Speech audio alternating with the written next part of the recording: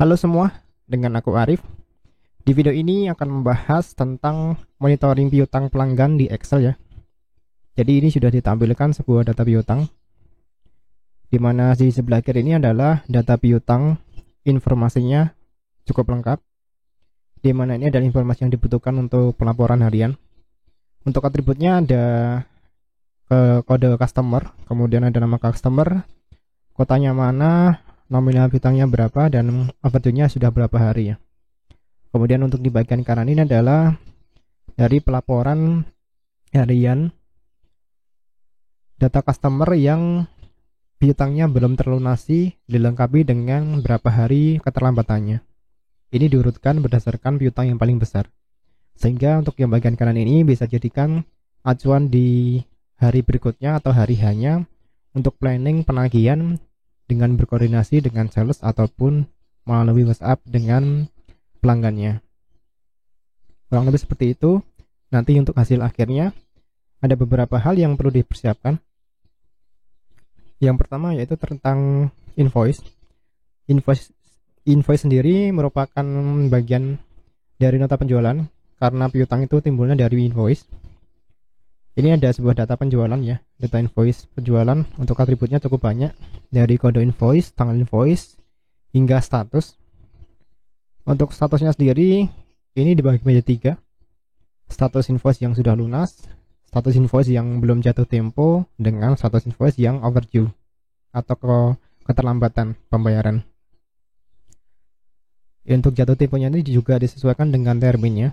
Terminnya ada 3 ini. Ada cash 30 hari dan 60 hari. Kemudian untuk salesnya ada 3, yaitu Andre, Brian, dan Cynthia.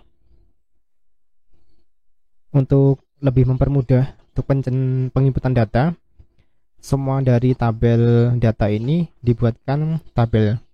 Jadi dari data invoice ini dibuatkan tabel terlebih dahulu. Caranya tinggal di blok aja, kemudian Ctrl D, atau enggak masuk di insert, kemudian pilih yang tabel. Nanti akan muncul tabel seperti ini. Kemudian tabel name-nya disesuaikan dengan namanya. Seperti itu. Kemudian yang kedua yaitu tentang data pembayaran. Data pembayaran ini adalah rekapan dari data pembayaran yang masuk. Untuk atributnya cukup banyak juga, dari kode bayar, tanggal bayar, invoice, hingga di status bayar. Jadi untuk tanggal bayarnya ini dan invoice-nya ini disesuaikan dari invoice ini. Ini memakai rumus ya, untuk yang invoice ini memakai rumus XLOOKUP dari pengambilan data yang di invoice. Itu nanti otomatis langsung keambil invoice-nya, tanggalnya berapa, nominalnya berapa, atas customer siapa, dan nilainya yang harus dibayarkan berapa. Kemudian untuk di bagian status bayar ini ada 3 hasil nanti, yaitu antara lunas, belum lunas, atau lebih bayar. Kenapa ada lebih bayar di sini? Karena ada kemungkinan walaupun kecil seorang pelanggan itu kelebihan transfer ya. Jadi misalnya nominal tagihannya itu semisal si Anugerah ini harusnya 3.500.000, bisa jadi kemungkinan ternyata salah transfer menjadi 4 juta, sehingga akan menimbulkan lebih bayar. Dari lebih bayar itu direkap datanya, jadi saat pengambilan dana ataupun bisa dijadikan pembayaran invoice berikutnya itu ada record datanya. Kurang lebih seperti itu. Ini pun juga dijadikan tabel, jadi disilakan diblok kemudian dimasuk ke tabel, atau cara cepatnya pencet Ctrl plus T. Seperti itu. Kembali ke piutang. Untuk mencari piutang sendiri dan overdue, ini menggunakan beberapa rumus ya. Kita masuk ke piutang dulu. Hasilnya nanti akan seperti ini. Saya masuk ke bagian proses. Untuk piutang, rumus dasarnya yaitu kita menjumlahkan dari total invoice suatu customer. Yang pertama ini misalnya si Anugerah ya. Jadi kita menjumlahkan total invoice dari Anugerah, totalnya berapa, kemudian dikurangi dengan total pembayarannya atas nama Anugerah. Caranya menggunakan rumus SUMIF, sama dengan SUMIF seperti ini. Untuk sum range-nya, ini adalah range yang akan dijumlahkan. Kita yang pertama mengambil dari data invoice. Kita masuk ke data invoice, kemudian pilih untuk yang nominalnya.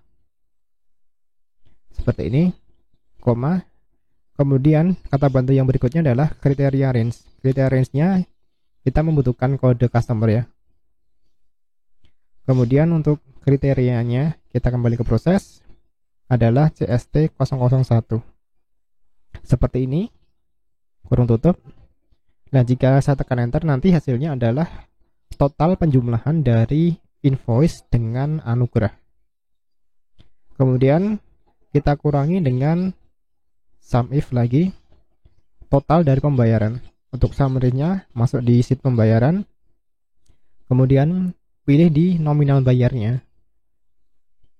Nominal bayar, koma. Kemudian untuk kriteria range-nya menggunakan kode customer seperti ini, koma, balik ke sheet proses lagi. Untuk kriterianya adalah CST001, kurung tutup, tekan enter, maka hasilnya seperti ini. Kemudian rumusnya kopikan ke bawah. Jadi dari data ini ya, dari 10 customer, ada 3 piutangnya yang belum lunas. Yang pertama yaitu CST004 Semesta dari Boyolali, dia masih memiliki sisa piutang 500.000. Kemudian untuk CST007 yaitu Berlian Terang Sragen, dia masih mempunyai piutang 1.450.000. Kemudian ada CST010 Rezeki Makmur Sukarjo, nilainya 3.340.000 ya. Meskipun ini dia masih memiliki piutang, kita tidak tahu mana itu dari ketiganya memang dia sudah terlambat bayar dan masih mempunyai hutang, atau dia masih memiliki jatuh tempo tapi baru nyicil pembayarannya. Untuk mengetahuinya kita menggunakan overdue ini. Jadi kita ingin tahu berapa hari yang sudah menjadi keterlambatan dari customer melakukan pembayarannya. Untuk rumus dasarnya yaitu kita ingin mencari jumlah hari ya. Jadi hari ini dikurangi dengan tanggal jatuh temponya, tanggal jatuh tempo invoice ya. Untuk rumusnya sih cukup mudah. Saya menggabungkan dua rumus. Untuk yang pertama saya menggunakan if. If ini tujuannya adalah dimana jika piutangnya CST001 ini sama dengan 0,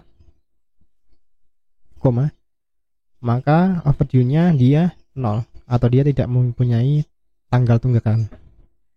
Tapi koma lagi, jika nilainya salah, kita menggunakan today yang artinya hari ini dikurangi dengan tanggal dari invoice.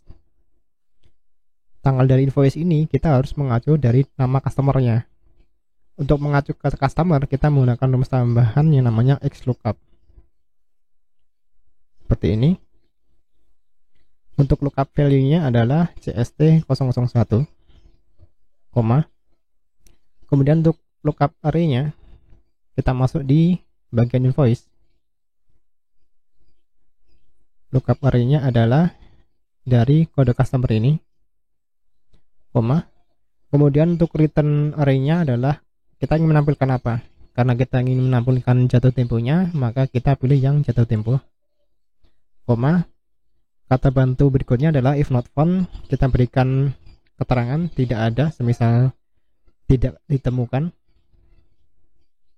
seperti ini. Kemudian koma. Untuk mode match-nya kita menggunakan exact, kita masih bisa memasukkan input 0, koma lagi.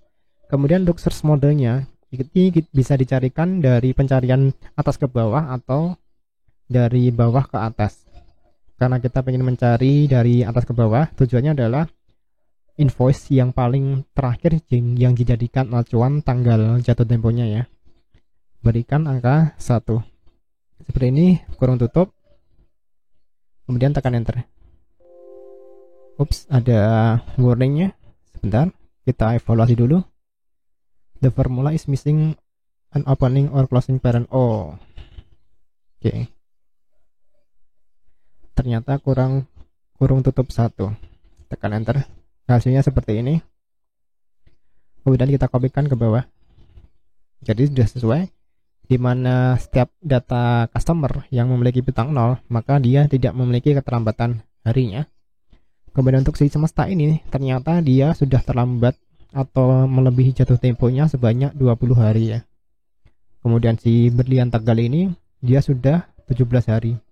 Sedangkan untuk rezeki makmur, meskipun dia memiliki sisa piutang, tetapi dia belum melebihi dari jatuh tempo, di mana dia itu masih mempunyai 16 hari lagi sampai jatuh tempo untuk melunasi pembayarannya.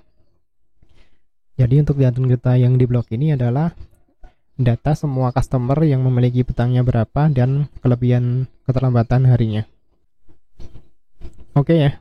Jadi untuk yang di bagian kanan ini, kita hanya ingin menampilkan piutang dari pelanggan yang sudah melebihi jatuh tempo, yang piutangnya itu kita urutkan dari yang paling banyak ke kecil. Di sini saya menggunakan filter. Untuk rumusnya seperti ini, filter kurang buka, array-nya adalah ini dari data ini, kemudian koma, kemudian include-nya adalah sebuah kondisi ya. Kita mencari kondisi di mana kondisinya dari ini ya, hari ini, dalam artian yang memiliki overdue itu yang lebih besar dari 0, koma, if empty-nya kita isi, semisalnya tidak ada, kita asikan tidak ada, seperti ini, tekan enter, makanya hasilnya seperti ini. Tetapi kita menginginkan bahwa yang paling atas itu diutamakan adalah customer yang paling memiliki piutang terbanyak. Untuk ini kan kebalikannya ya, yang pertama yang 500.000, yang kedua baru 1.450.000. Untuk mengurutkannya kita perlu menambahkan sort di depan filter. Caranya seperti ini, sort kurung buka, kemudian di bagian akhir ini koma. Untuk sort indeksnya adalah 1, 2, 3, 4, 5, yang nomor 4 sorry. Kemudian untuk urutannya kita menggunakan yang ascending.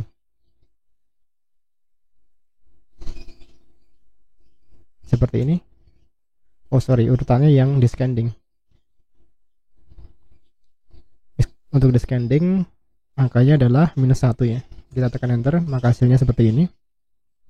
Jadi untuk yang ini adalah untuk persiapan penagihan di hari ini ataupun besok, untuk rencana penagihannya ke pelanggan melalui sales ataupun melalui komunikasi WA ataupun telepon ya.